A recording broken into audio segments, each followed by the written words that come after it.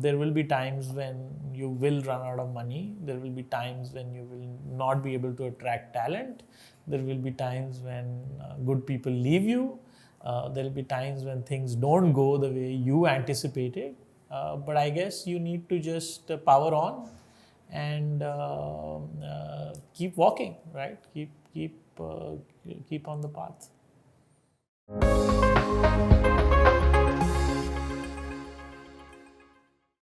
Hey guys, welcome to Backstage with Millionaires. I'm Caleb, your host, and today the guest that we have on the show is Samant. He's one of the co-founders of a company called Sqrrl, which is a fintech platform that helps young people to improve their relationship with money.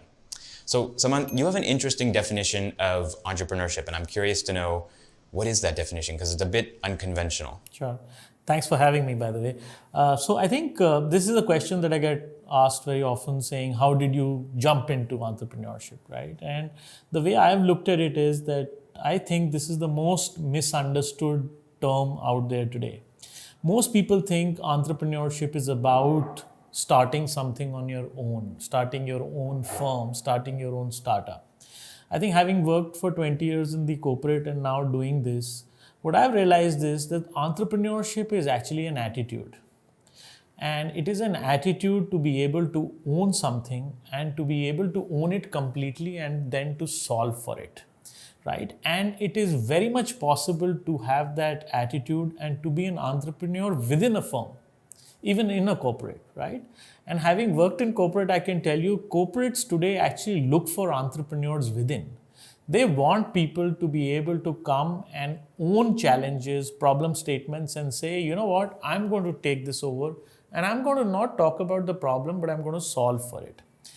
Of course, what has happened is the structure of corporates per se is now not really comfortable enough or, making it convenient for people to become entrepreneurs. And therefore, this whole move towards moving out of that structure and trying to do the same thing in a different format. So with that definition in mind then, I guess probably your entrepreneurial journey began long before Sqrrl, but I'm curious to know what made you decide to switch from, working in a company and actually start a company yourself. That's not starting your journey as an entrepreneur as per your definition, but when did that begin? So I think in my case, when I look back at my career, not by any design, but I think that's the way it happened. Out of the 4-5 stints that I had on the corporate side, almost 4 of them were startups, but not in today's definition of startup, but I was part of founding teams at businesses. And I think that is something that I really enjoyed, building new businesses, building new teams and, the growth path. What actually happens in financial services is, and which is very different from, let's say, a food tech or any other business, is that the list of things you cannot do is longer than the list of things you can do. It's a very tightly regulated environment because more often than not, it is about money and it is about people's money. And therefore, there are regulatory requirements that you need to be part of.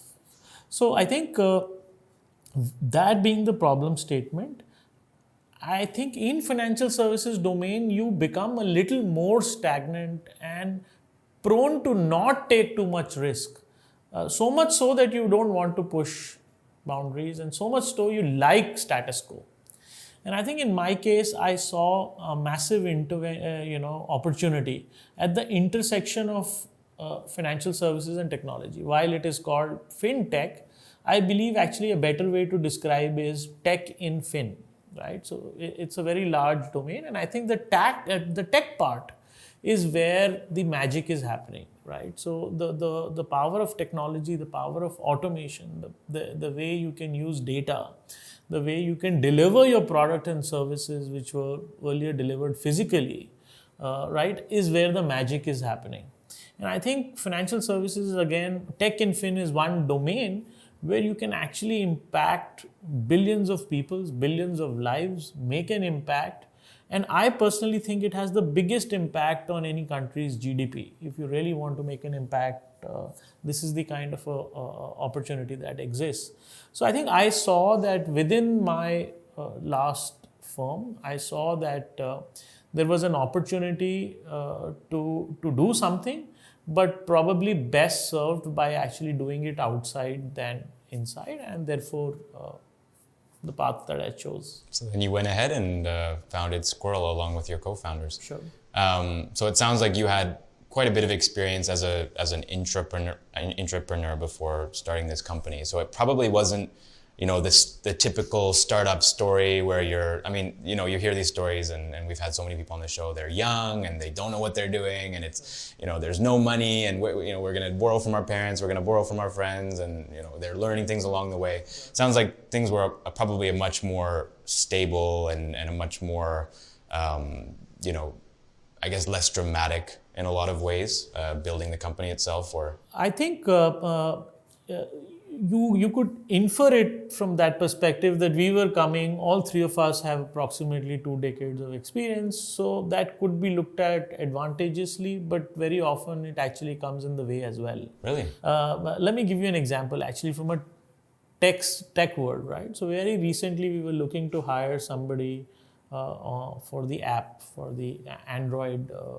a platform, and we were building the JD, and typically you would say you were looking at a senior guy, 10 years experience, and what I realized, actually you can't look for a 10 years guy, you want to look only for a 3-4 year guy, because the technology has changed. So the guy who's actually been working on the older tech Android platform is not necessarily very well versed with what has happened in the last 3 years. Interesting. So you actually want to look for a guy who has a last 3 years recent past experience of being able to work on those technologies which is relevant to you. So I think the way I look at it is that from an attitude perspective, somebody from our genre when coming into this side, I think has to do a lot of unlearning. To be able to align with how the world and the pace at which it moves. I think we are used to large formal structures and formats. I think those have been all dissipated. I think the core is around the product, the core is around customer success. So you need to rewire your mind, need to rewire your approach. Which is hard enough. After so many years to be able to rewire yourself. And I think that is where the excitement is also, that you're kind of relearning and preparing yourself for the next couple of decades. Because some of the skill sets or the experiences that you may want to rest your laurels on is no longer relevant. And I think in times to come, they may not be helpful at all. So you need to retool yourself, prepare yourself for what's coming ahead. It's really incredible to see how, and to know that Sqrrl is sort of, Sqrrl has kind of gone ahead and you're not trying to apply obviously you're applying a lot of the learnings that you've gained over the course of your career, but you're also open to, this alternative method of, constantly changing and adjusting. But one thing that I know young entrepreneurs are not very good at, we are good at changing a lot, but we're not very good at money in general, right? I think a lot of young entrepreneurs have money problems. They're struggling to keep their startup alive, and cash flow is the number one killer of these companies a lot of the times, right? So whereas that's something probably you did not have any issues with, because you've had such a your career's taught you a lot about money and learning to sort of control your emotions and make sure that things don't get out of hand. So what advice would you give to young entrepreneurs that are, it's their first startup and they're struggling with money? What would you say to them? It would, the only advice that I could, I don't call myself an expert. I think I'm on that journey, and I learn every day, right? And relearn every day. So I think the only advice that I can give from our journey is that I think if you can be much more sharper about the business side of the story and not pursue this from only the funding angle, to say that we'll be able to raise large sums of money and therefore we will be able to sustain. The other thing is, I've also see that a lot of dreams are fueled by the fact that we'll flip it. we will exit it. We'll build something 2 years, 3 years, we will exit it. So I feel that also is a very, very short-term approach, and I think data proves that not a lot of people are actually able to achieve it. Just goes back to the same point that if you're able to, the business of business is to make money. So if you can really start from that perspective and keep that thought at the center of what you're doing, and of course you will need growth capital, and there is availability of that for good ideas. But let it not, let the driving force not be the exit. And I'm not also saying that be foolhardy and say, oh, you know what, this is my idea, I'm going to take it to my deathbed and I'm not going to, never going to sell. But I'm just saying that should not be the starting point. That should not be the goal. I think a lot of people, the starting point is raising funds and exiting very quickly, right? Correct. You're saying that's not the right approach. I'm saying that's not the right approach. Maybe the starting point has to be to build a good business. If those goalposts, milestones come along the way, so be it. Please evaluate them in the best possible manner and take whatever is the best remedy or an action that suits everybody's best interests. But having that as a goal, I think, could become counterproductive. I mean, the problem is that sometimes raising funds really is the only option, right? You're not making money from your company, and so what are you going to do, right? If there's no money coming in, you don't have any money coming from outside, you're in trouble, right? You're dead in the water. So it's interesting, right? It's sort of like this weird game that people play. This is, first of all, there are no set formulas, right? Yeah. Everybody has to go through their own journey. And I think this journey also has a few, if not many, near-death experiences as well. I think there is, all that. There is a lot of hustle. So you're really on your own. The other thing I want to really highlight is it's a very lonely journey. Definitely for any people who are looking to start out, I would definitely encourage to have co-founders, because it is a lonely journey. There will be times you can't speak to your family, you can't speak to your colleagues, right? So you need, you will find yourself to be all by yourself. Heart to heart, I think everybody goes through these emotional, and I come back to emotional strength. I think it's very, very important. Every day there are moments that you would go through, questioning your self-belief to say, is this the right thing that I'm doing? And but on the other side, there will be moments that you will feel on the top of the world, that you're really making an impact, and this is going in the right direction. So I think it is an emotional joyride, and you go through that, you need to have really build emotional strength to be able to see all this through, not get perturbed. There will be times when you will run out of money. There will be times when you will not be able to attract talent. There will be times when good people leave you. There will be times when things don't go the way you anticipated. But I guess you need to just power on and keep walking, right? Keep on the path. Yeah, I think that's some of the best advice that any entrepreneur can give, is just keep going, keep walking. Even if your startup is on the brink of disaster, even if it just crumbled, right? You just saw it crumble, get back on the horse, right? Yeah, absolutely. Start another company, try it again, because the more you learn, the better you get. Exactly. So coming back to Sqrrl then, how are things going for you guys today? I'm so I curious think to know. We've been live for now about 3 years. Okay. I think some of the pillars on which we build this business are working in the right direction. So we have customers from more than 600 cities in the country now. So I can't call 600 cities, but these are basically small towns. The other thing that we stand for is to simplify finance. I think finance as an industry speaks much more jargon, and so our intent is that we want to talk simple stuff that is relatable, right? We don't want to sell products, we want to sell experiences. So some of the most prominent or popular use cases for us is a product called as Sqrrl Away, which basically builds intuitive habit of saving.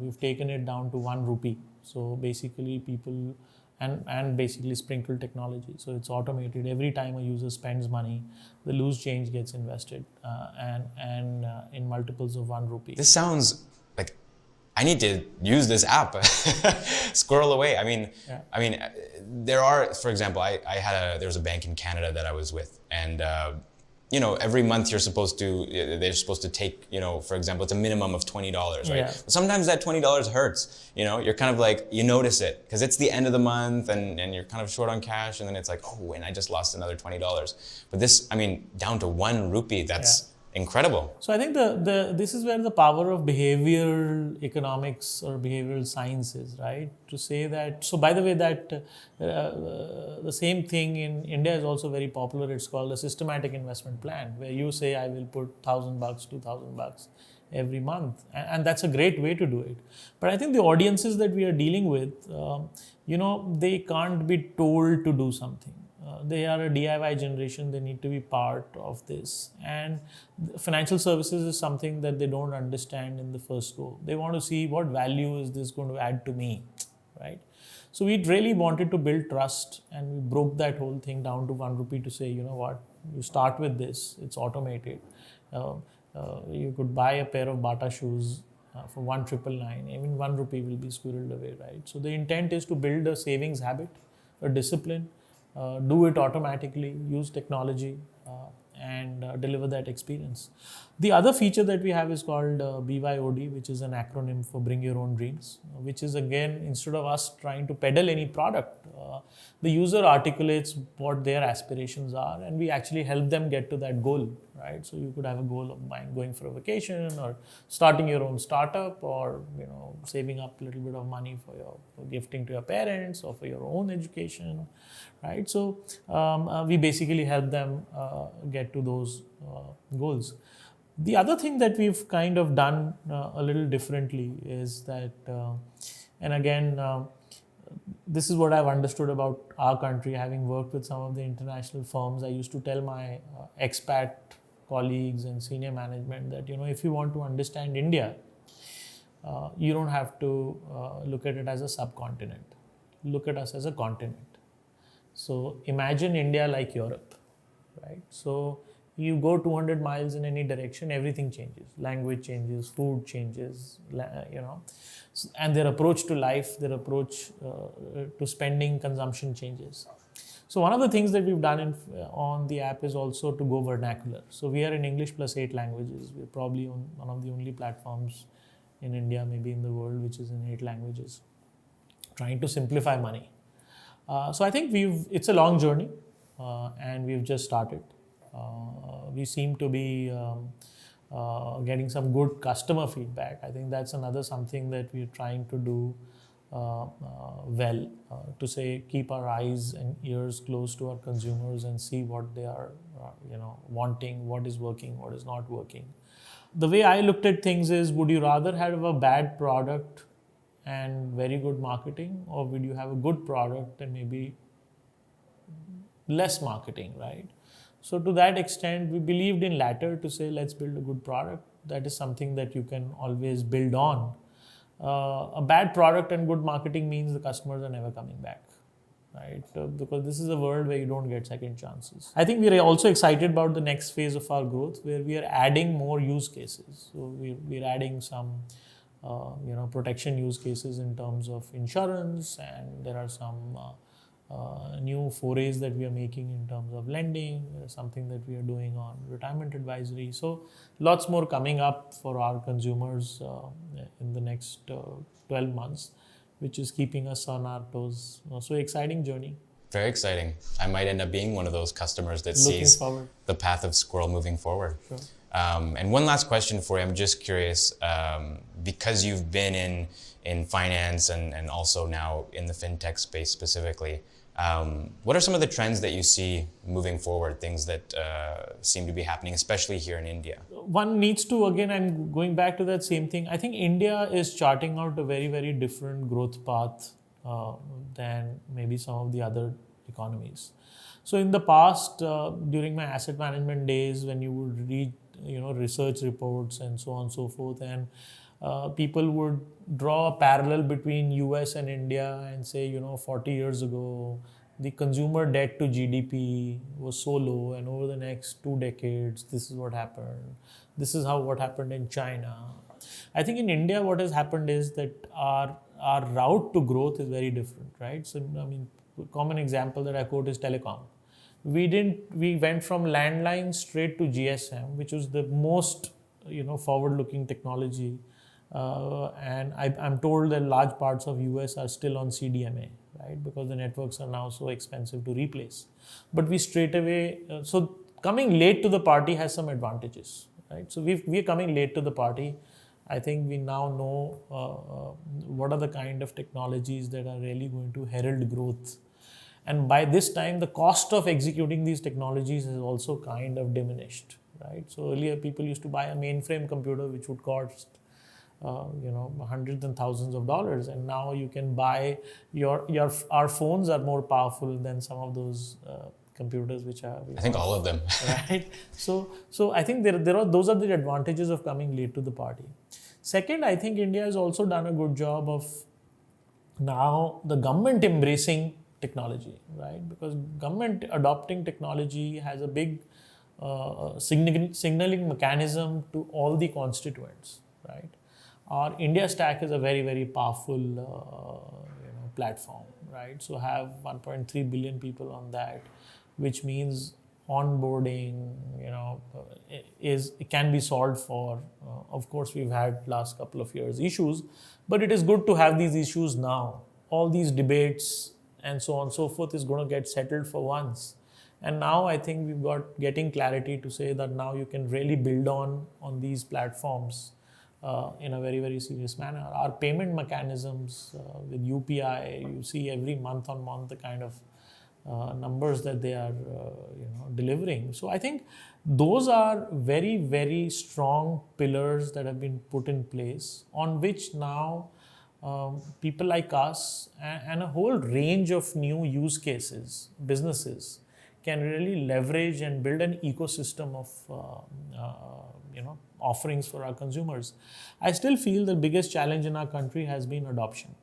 We're a country of 1.3 billion people, and I think fintech or tech and fin, whichever way you look at it, heralds a very big promise to be able to make this inclusive, to be able to get all these people to participate in this growth engine in a very short period of time. So we shouldn't take next 20 years to kind of reach the same numbers that some of the other developed countries have reached. We will probably be able to do it in 5 or 10 years at max. So I think those are very, very promising headline numbers. The last data point that I want to kind of leave you with is something that is really exciting, which generally in digital, people feel that it is about moving offline to online, right? There is some particular thing that happens offline, and digital is really making it convenient to do it online. But I want to really, the power of digital is way, way, way beyond that, right? And I came across this data point where there is an analytics company which basically studied the purchase pattern of products on Amazon, as an example, as a platform. What they found is that 44% of the products that are bought on Amazon did not exist a year ago. So what that means is that digital is not about moving from offline to online. What it also means is that it is actually in sync with the new consumption patterns of the new generation. The kind of products and services that they want did not exist in the past.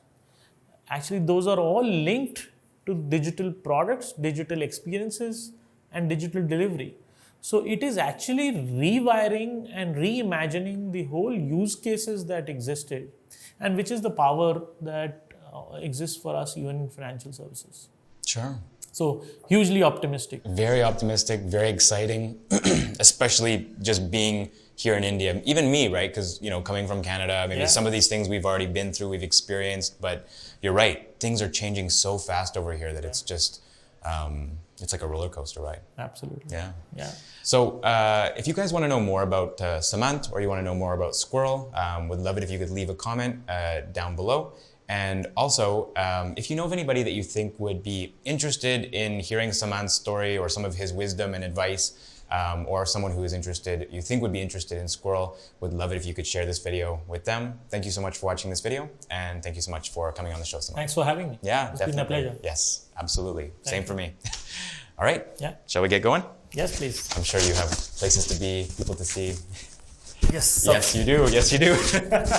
I probably kept you a little bit longer. No, not.